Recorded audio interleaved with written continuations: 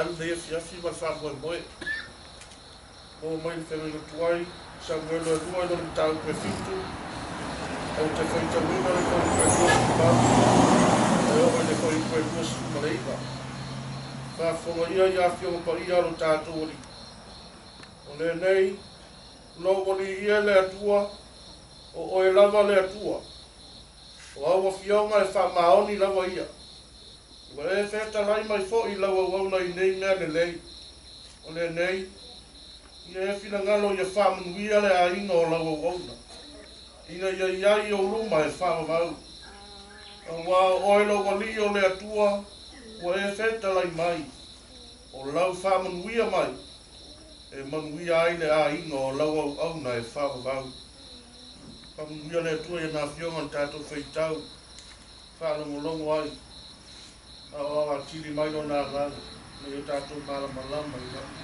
ia na fionga mai tumau atu ia te ia le mi whamanuma whale tanga me i o i whaalomau i whaalomau o kuia le tālo tā vita e ina whatoa uma o na whaino na whale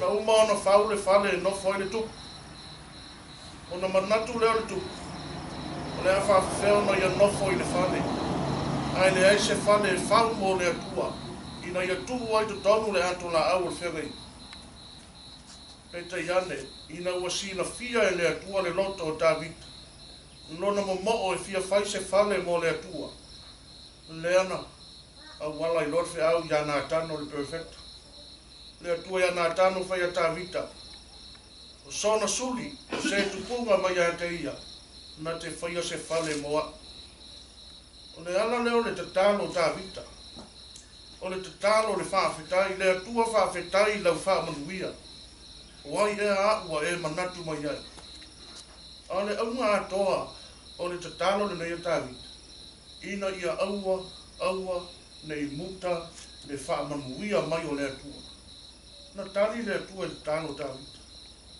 Io na ungani Davita ta ma aua le mapu lau whamanuia. Ia o a e whamawau. Na tau nuu, na tali le atua i mana o ngā Davita. Ana na tala ale ngafa, tau ia Yesu. Tau ia Yesu.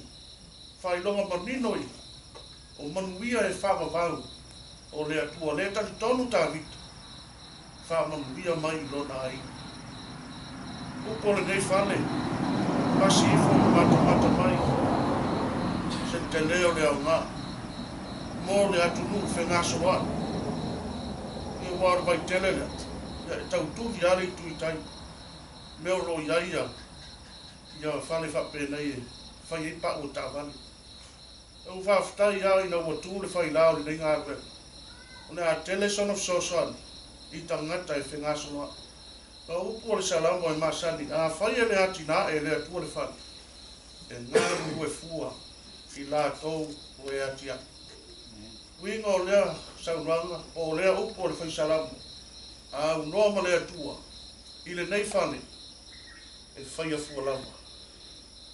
O tātou ngā ruenga o le whātinonga foi, ma le whātino ina o le nei atina, i a whale atua. Ma moni le lofa. Tangata whengaso loa i o e o fia mau al saosani ia whaia ma le alofa. Le ngata e manui ai a inga, a ia manui ai tangata lau tere. Wha manuia le atua le nei ngā ruenga. A tia e whaatasi ma le atua e mau ai le manuia e whaavavau. Se o tātou stau. Le atua ma marue lo mātou tamā. Ua tū le whailao le nei ngā ruenga. O le wha moe le alielo mātou tua e le ngata o se atia e mo le aina. O le ngā rue ngā lofa e wha soa. I tangata lau tele o au lava le fina ngalo. O manuia wha so mai, wha safua ina ia tofu tangata malana. O mātou tua e wha fti tele. Le a e mare ifo le whatinonga o le nei ngā rue ngā vi ia la ufio le malos. Na ngā whatia ai o na whaatino le nei ngā rue. Mātou stalo no mātou tua, vi ia la o fio no le mātou whaunga. Ma le wha moe na fua ai o na lalanga nei ngā rue.